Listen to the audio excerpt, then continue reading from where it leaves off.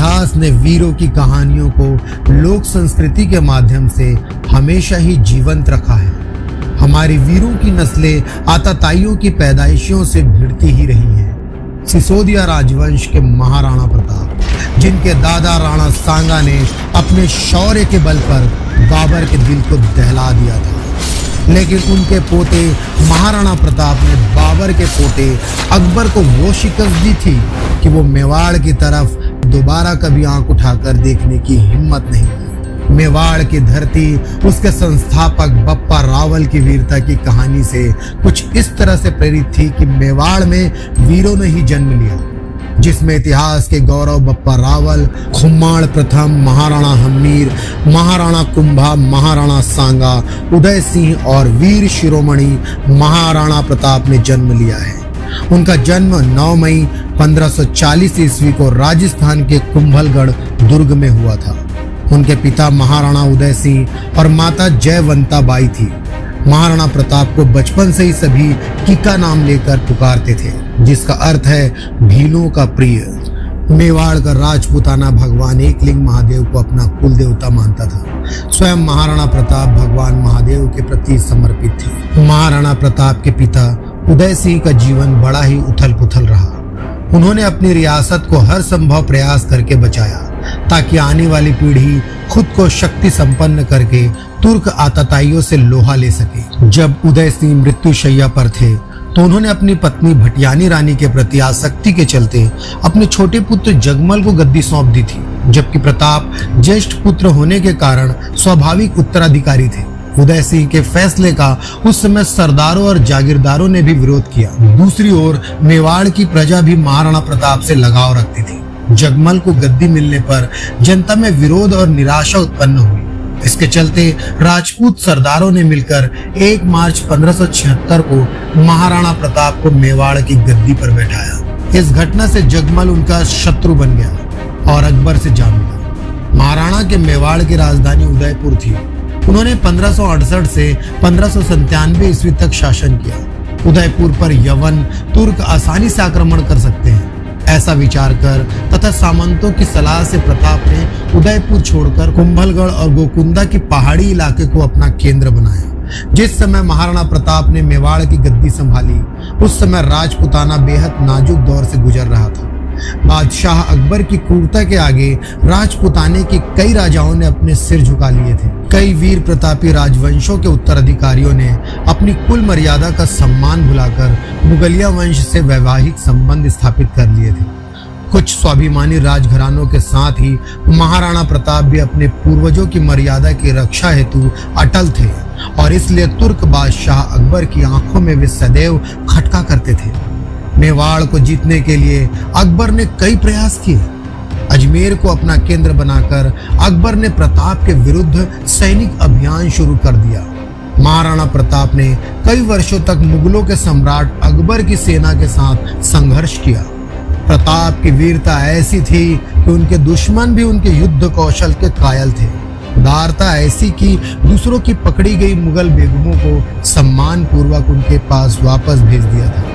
अपनी विशाल मुगलिया सेना, बेमिसाल बारूद खाने, युद्ध की नवीन पद्धतियों के जानकारों से युक्त सलाहकारों, गुप्तचरों की लंबी फहरिस्त, चालबाजी के उपरांत भी जब अकबर महाराणा प्रताप को झुकाने में असफल रहा तो उसने आमेर के महाराजा भगवान दास के भतीजे और अपनी बेगम रानी जोधाबाई के भाई मानसिंह को विशाल सेना के साथ डूंगरपुर और उदयपुर के शासकों को अधीनता स्वीकार करने हेतु विवश करने के लक्ष्य के साथ भेजा।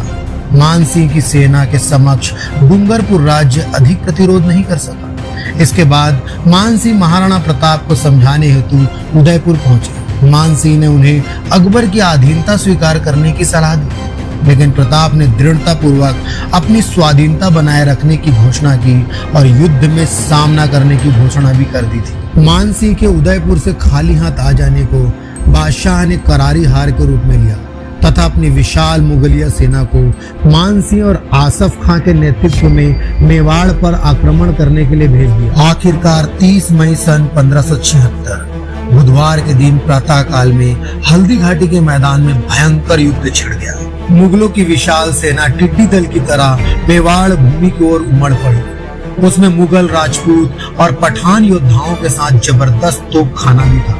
अकबर के प्रसिद्ध सेनापति महावत खां, आसफ खां, मान सिंह के साथ शहजादा सलीम भी उस मुगल वाहिनी का संचालन कर रहे थे, जिसकी संख्या इतिहासकार 80,000 से 1 लाख तक बताते हैं। लेकिन 208 किलो वजनी अस्त्र शस्त्र लिए महाराणा प्रताप भी कम न थे। वे अकेले ही कई मुगलिया सैनिकों के काल बने और भीलों और राजपूतों की सेना मुगल सेना पर टूट पड़ी। इस युद्ध में प्रताप ने अभूतपूर्व वीरता और साहस से मुगल सेना के दांत खट्टे कर दिए और अकबर के सैनिकों को मौत के घाट उतार दिया। महाराणा प्रताप का एक एक योद्धा अकबर की सेना पर काल बनकर टूट रहा था। युद्ध इतना भयंकर था कि अकबर डर गया और उसने महाराणा प्रताप को बंदी बनाने के लिए पूरे सैनिकों को उसके समक्ष भेजने को कहा। क्योंकि महाराणा प्रताप की सेना कम थी, इसलिए वो इतने सारे मुगल सैनिकों से लड़ने में सक्षम नहीं हो पा रही थी। इसलिए उनके मंत्री झाला सरदार ने महाराणा प्रताप के सामने गुजारिश की कि वो अभी के लिए युद्ध मैदान को छोड़कर चले जाएं, जिससे महाराणा प्रताप क्रोधित हुए और उन्होंने कहा कि प्रताप कभी युद्ध के मैदान को छोड़कर नहीं जाएगा, चाहे उसके सामने स्वयं काल क्यों ना आ जाए। किंतु झाला सरदार ने मातृभूमि की सौगंध देते हुए उनसे कहा कि आप जीवित रहेंगे तो मातृभूमि की रक्षा हो पाएगी, इसलिए स्वामी आप जाइए। इन जैसे मुगलों के लिए तो आपका एक एक सैनिक ही काफी है। और इस तरह झाला सरदार ने महाराणा प्रताप की वेशभूषा धारण की और मुगलों से युद्ध करने लगे। मुगलों ने उसे ही प्रताप समझ लिया और वो उसके पीछे दौड़ पड़े। इस प्रकार उन्होंने राणा को युद्ध क्षेत्र से निकल जाने का अवसर प्रदान किया। इस असफलता के कारण अकबर को बहुत गुस्सा आया।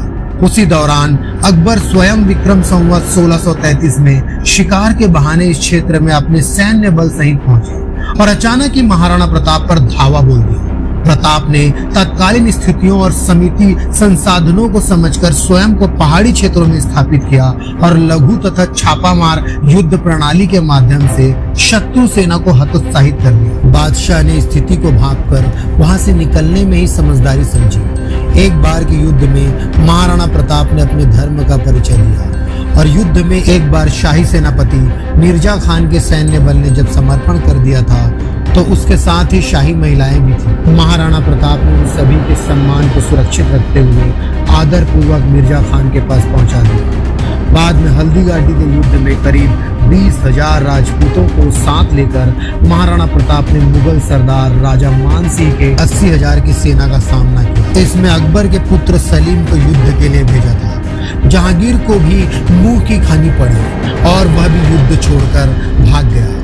बाद में सलीम ने अपनी सेना को एकत्रित कर फिर से महाराणा प्रताप पर आक्रमण किया और इस बार भयंकर युद्ध हुआ। इस युद्ध में महाराणा प्रताप का प्रिय घोड़ा चेतक घायल हो गया था। राजपूतों ने बहादुरी के साथ मुगलों का मुकाबला किया, परंतु मैदानी तोपों तथा बंदूकधारियों से सुसज्जित शत्रु की विशाल सेना के सामने समूचा पराक्रम निष्फल रहा। युद्ध भूमि पर उपस्थित 12,000 राजपूत सैनिकों में से केवल 8,000 जीवित सैनिक युद्ध भूमि से किसी प्रकार बचकर निकल पाए। महाराणा प्रताप को जंगल में आश्रय लेना पड़ा। महाराणा प्रताप का हल्दी घाटी के युद्ध के बाद का समय पहाड़ों और जंगलों में व्यतीत हुआ। अपनी गुरिल्ला युद्ध नीति द्वारा उन्होंने अकबर को कई बार मात दी। महाराणा प्रताप चित्तौड़ छोड़कर जंगलों में रहने लगे। महारानी, राजकुमारी और कुमार घास की रोटियों और जंगलों के पोखरों के जल पर ही किसी प्रकार जीवन व्यतीत करने को बाध्य हुए। अरावली की गुफाएं ही अब उनका आवास थी और शिला ही उनकी शैया थी। महाराणा प्रताप को अब अपने परिवार और छोटे बच्चों की चिंता सताने लगी थी। मुगल चाहते थे कि महाराणा प्रताप किसी भी तरह अकबर की अधीनता स्वीकार कर दीन इलाही धर्म अपना ले। इसके लिए उन्होंने महाराणा प्रताप तक कई प्रलोभन संदेश भी भिजवाए, लेकिन महाराणा प्रताप अपने निश्चय पर अडिग रहे। प्रताप राजपूत की आन का वह सम्राट, हिंदुत्व का वह गौरव सूर्य इस संकट त्याग तप में अडिग रहा। कई छोटे राजाओं ने महाराणा प्रताप से अपने राज्य में रहने की गुजारिश की, लेकिन मेवाड़ की भूमि को मुगल अधिपत्य से बचाने के लिए महाराणा प्रताप ने प्रतिज्ञा की थी कि जब तक मेवाड़ आजाद नहीं होगा वे महलों को छोड़कर जंगलों में निवास करेंगे, स्वादिष्ट भोजन को त्याग कर कंदमूल और फलों से ही पेट भरेंगे। लेकिन अकबर का आधिपत्य स्वीकार नहीं करेंगे। जंगल में रहकर ही महाराणा प्रताप ने भीलों की शक्ति को पहचानकर छापामार युद्ध पद्धति से अनेक बार मुगल सेना को कठिनाइयों में डाला था। प्रताप साधन सीमित होने पर भी दुश्मन के सामने सिर नहीं झुकाया। बाद में मेवाड़ के गौरव भामा शाह ने महाराणा के चरणों में अपनी समस्त संपत्ति रख दी। भामा शाह ने 20 लाख अशरफियां और 25 लाख रुपए महाराणा को भेंट में प्रदान किए। महाराणा इस प्रचुर संपत्ति से पुनः सैन्य संगठन में लग गए।